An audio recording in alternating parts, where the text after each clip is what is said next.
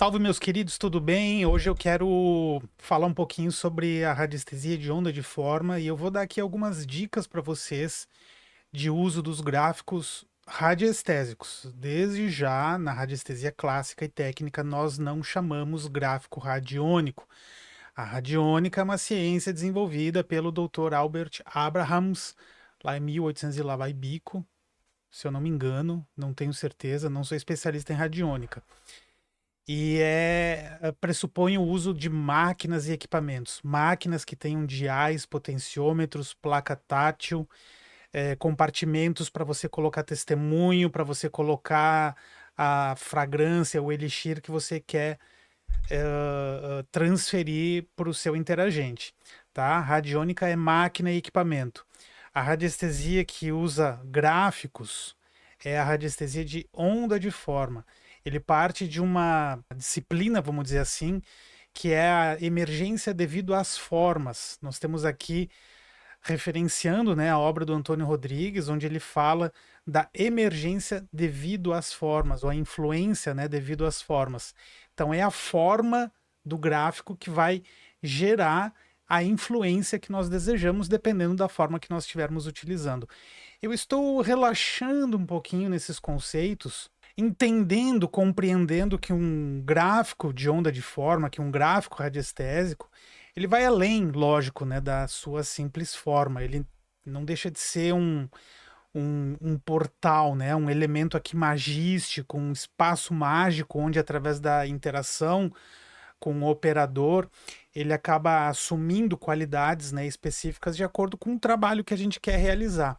Não vou falar aqui nesse vídeo das qualidades de cada um dos gráficos, porque na radiestesia não interessa a gente saber para que cada gráfico serve, né? Isso está na literatura, isso está na descrição de cada um dos gráficos.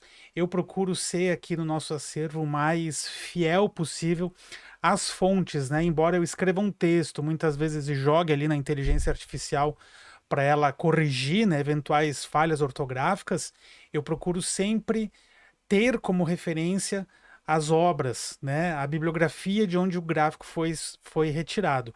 Muitas vezes um gráfico não tem uma bibliografia, um gráfico não tem uma referência a um autor, ele foi tirado da mente criativa de algum radiestesista por aí, que muitas vezes a gente nem sabe quem é.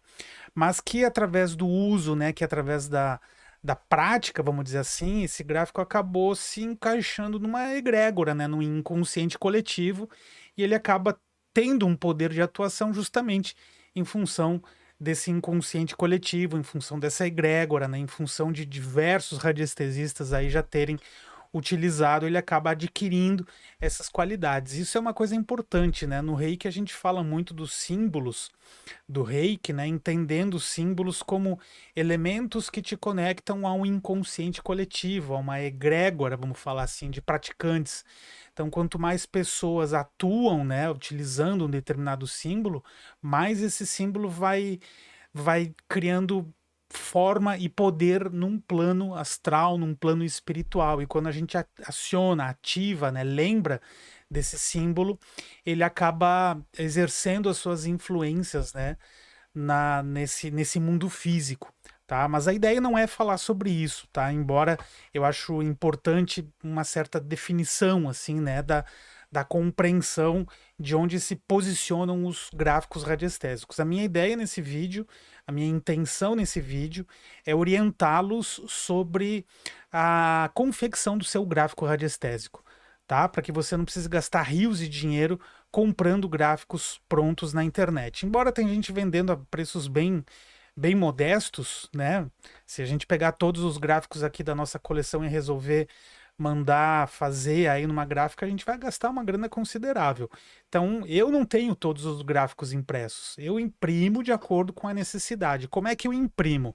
Bom, em primeiro lugar, se você tem uma impressora boa em casa, dessas EcoTank, que tem um compartimento de tinta, com uma tinta boa, e faz uma impressão legal, mesmo que for em A4, você pode ter um gráfico bacana, por exemplo, nesse formato. Ó, veja, esse aqui é um gráfico que foi impresso numa folha A4, ele tem um tamanho pegando toda a extensão, né, da parte da parte horizontal, vamos falar assim, da folha A4, né? Foi impresso e foi plastificado, tá? Por que a plastificação? Eu já vou falar logo em seguida. Já esse outro aqui, por exemplo, esse turbilhão, é uma lâmina de papel adesivo, meio colorido, meio brilhoso, você vê quando reflete a luz, né? Ele fica com um certo brilho. O ideal é que o papel seja fosco, não seja brilhoso, tá? E aqui ele foi colado numa chapa de... Pessoal da SMR, ó. Ele foi colado numa chapa de PVC. Acredito eu que essa aqui seja uma chapa de PVC, fornecendo volume para o gráfico. Esse aqui é um gráfico excelente. Esse aqui é um gráfico que você tem para toda a vida. E eu quero aproveitar também esse nosso bate-papo para desmistificar algumas coisas que a gente vê aí circulando, né? Eu gosto muito de desmistificar as coisas. Eu não gosto de banalizações e da forma como a nossa radiestesia vem sendo tratada. E eu vejo muita gente por aí banalizando, falando besteira, enfim.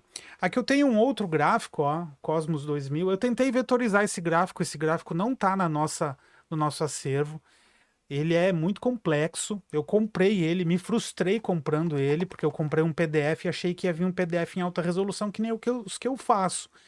Achei que de repente tivesse alguém por aí, né, com mais competência do que eu para vetorizar gráficos e tivesse vetorizado o Cosmos 2000.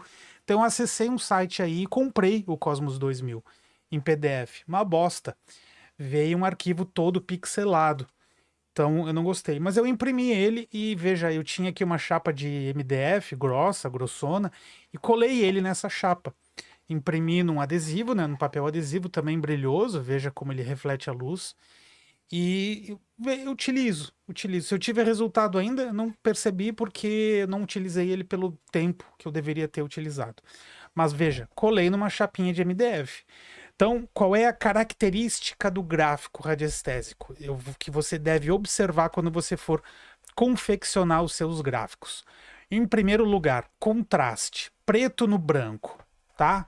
Preto no branco. Não inventa de querer imprimir em plaquinhas de fenolite, que nem tem aí algumas práticas, né, alguns gráficos que tem disponíveis aí para vender em certas lojas virtuais, aquelas plaquinhas de fenolite, que são aquelas placas onde se faz circuito eletrônico.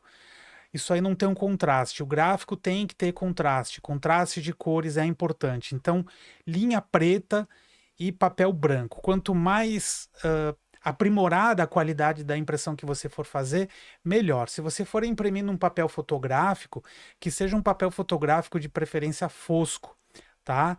E aí você pode colar ele aí passam aquelas colas de bastão, né? Que ela não deixa resíduo, passa, cola em bastão na base onde você vai colar e pum, e cola. Então você pode conseguir aí no mercado, tem para vender nessas casas de artesanato, essas chapas. Aqui eu só tenho uma chapa, ó. Mais MDF, mais ASMR. Então essas chapas de MDF, essa aqui deve ter 3 milímetros, eu acho, de espessura. São ótimas para você colar o seu gráfico e ter um gráfico bacana. Eu estava tentando procurar aqui, eu tenho gráfico com colado em chapa de MDF, mas eu não achei. Eu tenho gráfico espalhado por tudo que é canto. Ah, não, tem um usando aí aqui atrás. Aqui atrás eu tenho um sendo utilizado. Então, pode ser impresso em A3. Esse aqui, por exemplo, ó. Esse aqui, ele é grande. Veja que ele é grande, ó. Então, o que foi feito? Ele foi impresso em A3, no papel A3, depois cortado, né, os excessos para ficar quadrado assim. Aqui ele está refletindo a luz porque ele foi plastificado. E a plastificação que eu fiz aqui é a plastificação grossa. Lá onde eu mando imprimir meus gráficos, eles perguntam se você quer a plastificação fina ou grossa. Eu peço a grossa, porque daí ele fica um certo volume. E essa é a segunda característica que eu quero enfatizar do gráfico. É o volume. Quanto maior o volume, né, onde ele está afixado, melhor, porque a onda de forma passa a exercer uma função de uma maneira mais contundente, vamos falar assim. tá? Então o gráfico tem que ter um certo volume. Você até pode pegar um gráfico, imprimir no papel A4 e botar dentro de uma folhinha de plástico. E aí você pode usar sem problema nenhum. Talvez a emissão, nesse caso, leve mais tempo. Por isso que é sempre importante você mensurar radiestesicamente o tempo de emissão. Eu não tenho muita frescura, tá? Eu nem uso relógio radiestésico, embora tenha relógios radiestésicos. Estou procurando meu pêndulo aqui. Não tá aqui. Eu tenho alguns aqui, ó. Tem um saquinho aqui, ó.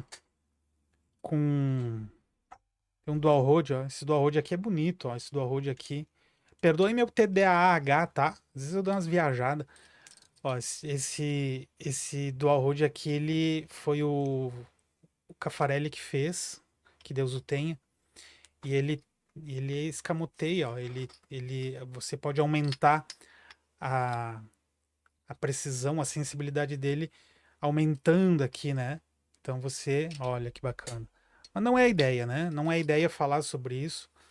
Deixa eu voltar aqui para aquilo que eu estava falando antes. Eu só peguei aqui porque eu tenho alguns pêndulos. Eu tenho alguns pêndulos aqui nesse saquinho. Vou pegar um só para mostrar aqui para você o seguinte. Eu não uso régua para fazer a minha verificação radiestésica. O que que significa? Quando você vê aí alguém falou, tem que verificar radiestesicamente. Você simplesmente vai pegar o pêndulo. Eu gosto de projetar ele no modo de espera, balançando para frente e para trás.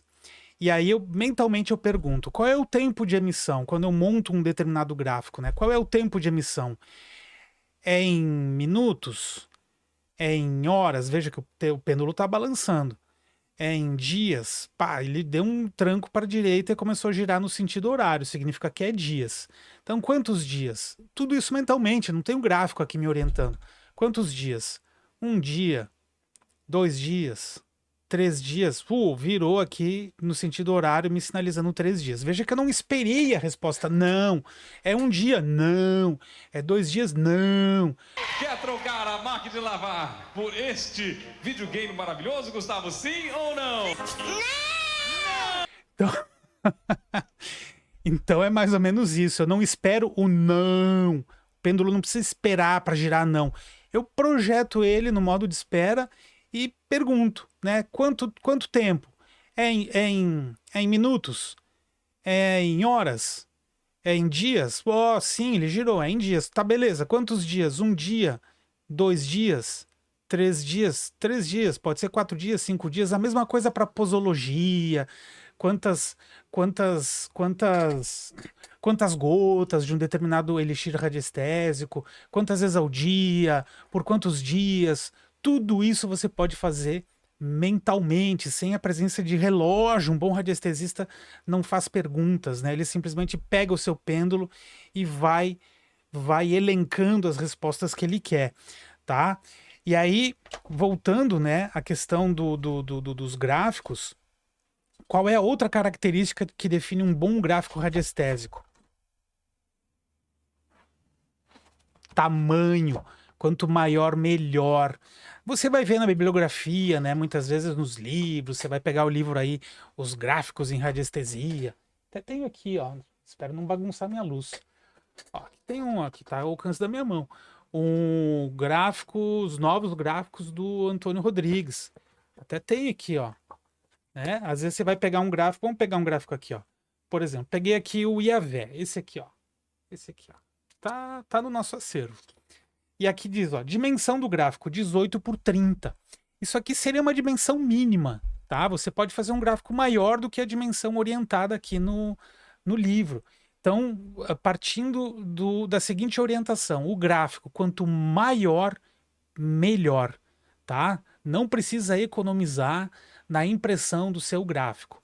Então, recapitulando tudo que eu quis falar aqui nesse vídeo para orientá-lo sobre qual é o melhor uso, né, do gráfico radiestésico, as boas práticas, né, para confecção do seu gráfico radiestésico. Contraste de cores, preto no branco. Volume, quanto mais grosso, melhor. Sempre procura plastificar, colar numa chapa de MDF, fazer com que ele tenha volume, tá? Pode ser uma chapinha de de PVC, como esse aqui, por exemplo, ó, esse aqui, ó, o dispersador de ondas do Padre Gerula, ele tá numa chapa de PVC, ó, ele é grossinho, tá? Esse aqui é um pouco menor, foi impresso numa folha A4 e ele é um PVC também, ó, ele é grossinho, tá bom? E a terceira característica, tamanho. Sempre procure observar essas características do seu gráfico radiestésico. Você pode fazer na sua casa. Tem membros aqui do Codex, né, que já comentaram comigo. Eu comprei a maquininha para fazer a plastificação e economizei muito dinheiro. É excelente. Você pode comprar a maquininha de plastificar, ela plastifica inclusive A3, né? Você pode comprar aqueles plásticos de plastificação mais grossos, plastificar na sua maquininha em casa, deve custar uns R$ 200 uma maquininha. Você vai economizar muito na confecção de gráficos, né? Gráficos radiestésicos e não radiônicos, tá bom? Então eu gravei esse vídeo só para dar essa orientação rápida, espero que tenham gostado. Desde já peço perdão aqui pela forma mais descontraída, mas eu acho que flui melhor dessa maneira, tá bom? Então, até a próxima aí, valeu, abraço, obrigado.